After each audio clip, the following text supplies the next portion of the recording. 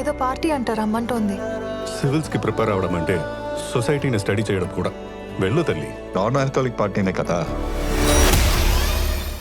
ఇవే ఇవే జీవన తరంగాలు, ఇవే ఇవే జీవన తరంగాలు, జీవన తరంగాలు.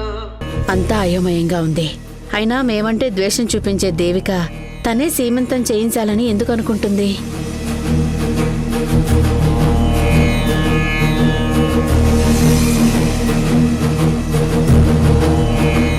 తొందరగా టిఫిన్ రెడీ చేద్దారని ఈరోజు ఆఫీస్లో ఇంపార్టెంట్ పనుంది. నువ్వు చెప్పింది చేయడానికి పని మనుషులెవరూ లేరిక్కడ. కావాలంటే చేసుకో, లేదంటే మానే.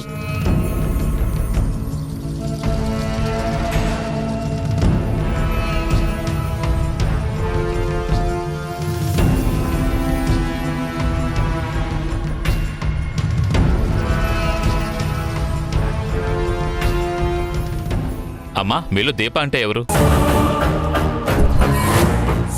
దీప మా కోడలండి. ఇంతకీ మీరెందుకు వచ్చినట్టు?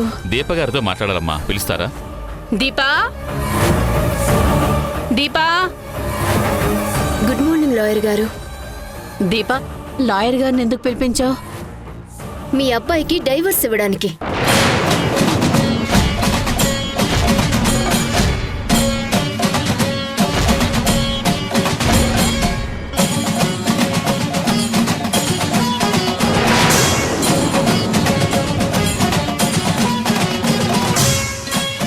డైవర్స్ ఇవ్వడం ఏంటి దీపా? అసలు అలాంటి ఆలోచన ఎందుకు వచ్చింది? నాకు అన్యాయం చేసిన వాళ్ళు మీ అబ్బాయికి దేవతలా కనిపిస్తున్నారు.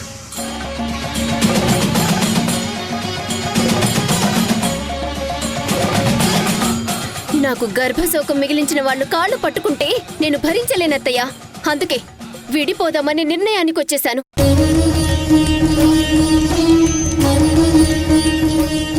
మహేష్ని ప్రయోజకుణ్ణి చేసి వాళ్ళ కాపురాన్ని దారిలో పెడదామనుకుంటే దీపి లాంటి పిచ్చి ఆలోచన చేసిందేంటి? లాయర్ గారు, డాక్యుమెంట్స్ రెడీ చేశారా? దీపా, ఆవేశపడొద్దు. నేను వాడికి నచ్చ చెప్పి ఆవిడ గారి మాయలో నుంచి బయటపడేలా చేస్తాను. అమ్మా దీప, భార్యాభర్తల మధ్య మనస్పర్ధలుంటే కూర్చుని మాట్లాడుకోవాలి గాని ఇలా తెగదెంపులు చేసుకోవడం ఎంతవరకు కరెక్ట్ తల్లి? మహేష్ తప్పకుండా మారేలా నేను చేస్తాను. తొందరపాట్లో ఎలాంటి నిర్ణయం తీసుకోవద్దు. లాయర్ గారు, మా కోడలు తొందరపాట్లో మిమ్మల్ని పిలిపించింది. తను డైవర్స్ తీసుకోవట్లేదు.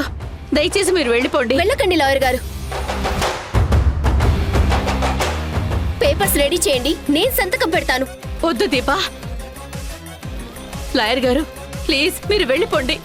నా కొడుకు కాపురం విడగొట్టాలని చూడొద్దు. దయచేసి వెళ్ళిపోండి లాయర్ గారు. సరేనమ్మా. కష్టం నష్టం జరుగుతున్నవి నాకు.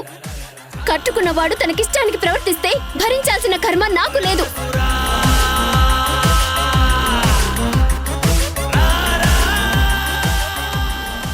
మనిషికొక మాట గొడ్డుకొక దెబ్బ అన్నారు. మీ అబ్బాయి మాటలతో మారే రకం కాదు.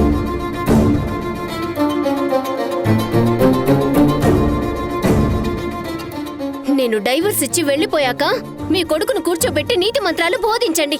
అయ్యో దీపా, దయచేసి నేను చెప్పేది నేను విననత్తయ్యా. దీపా, నువ్వు రా లోపలికి.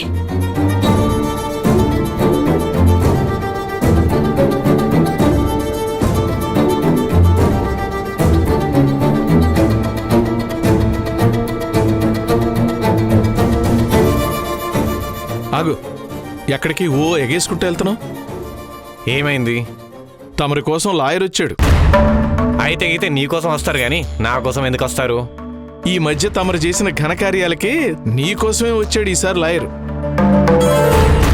ఒరేయ్, నీ భార్య నీకు విడాకులు ఇవ్వడం కోసం లాయర్ని పిలిపించిందిరా.